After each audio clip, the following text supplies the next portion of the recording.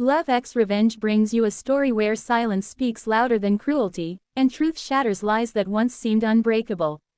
The auction yard was loud with voices, laughter, and the clinking of coins, but she heard none of it clearly. Her world had shrunk into a narrow tunnel of dust, shame, and fear. At 19, she stood on a wooden platform with her hands clenched at her sides, her eyes lowered, her heart beating so fast it felt like it might tear through her ribs. They called her damaged goods. The words followed her like a curse. No one bothered to ask how she had become damaged. No one cared that the rumors had been crafted by people who wanted to erase her worth so they could sell her cheap. In that town, truth was less valuable than gossip, and compassion was a rare currency no one wanted to spend. Men walked past her like she was an object on a shelf. Some laughed, some whispered, some looked at her with curiosity mixed with disgust.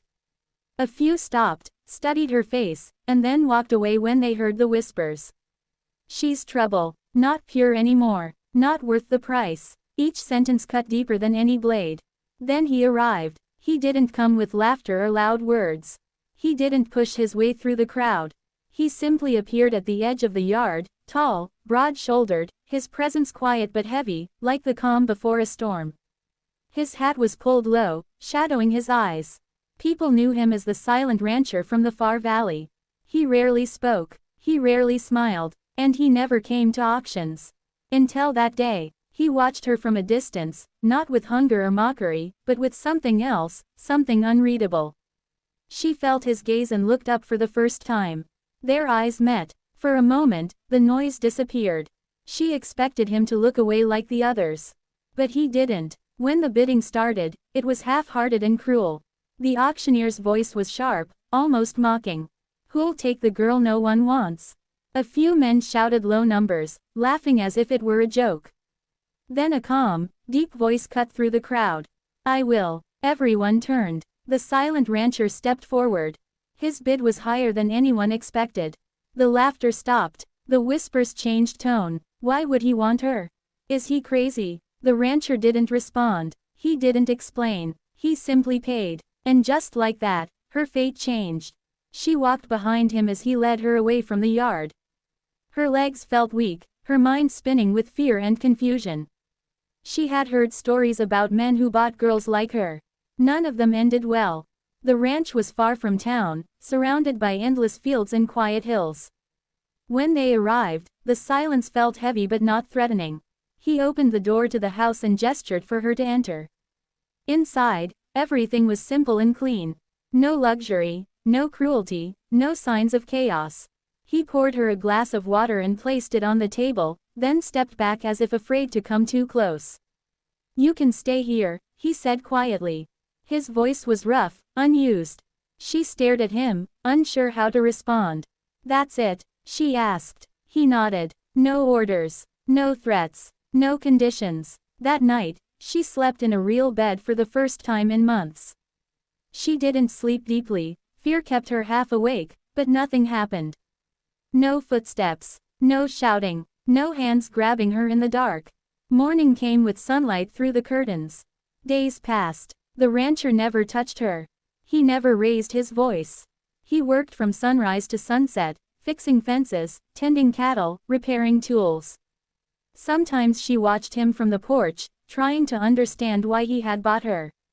She helped with small tasks, cooked simple meals, cleaned the house. Slowly, the tension in her body began to loosen, though her heart remained guarded. One evening, as they sat across from each other at the table, she finally asked the question that had been burning inside her. Why did you buy me? He paused, his eyes fixed on his hands. They lied about you, he said after a moment. Her breath caught. You don't know that, she whispered. I do. She felt a strange ache in her chest. No one had ever said that before. Weeks later, the truth began to surface. A man from town came to the ranch one afternoon. He spoke nervously, glancing at her as if afraid of being heard. She didn't deserve what they did, the man said quietly to the rancher. It was all a setup. Her stepfather spread the rumors. He owed money. He wanted to get rid of her. The rancher's jaw tightened. The man continued, his voice shaking. She tried to fight back. That's why they called her damaged. It wasn't true. None of it was. From the doorway, she heard everything. Her hands trembled. For so long, she had believed the lies had become her identity. Now the truth felt almost unbearable. That night, the rancher sat across from her again, his expression serious. "I know," he said simply. Tears filled her eyes. "I thought, maybe you believed them too," she whispered. He shook his head slowly. "You're not what they said."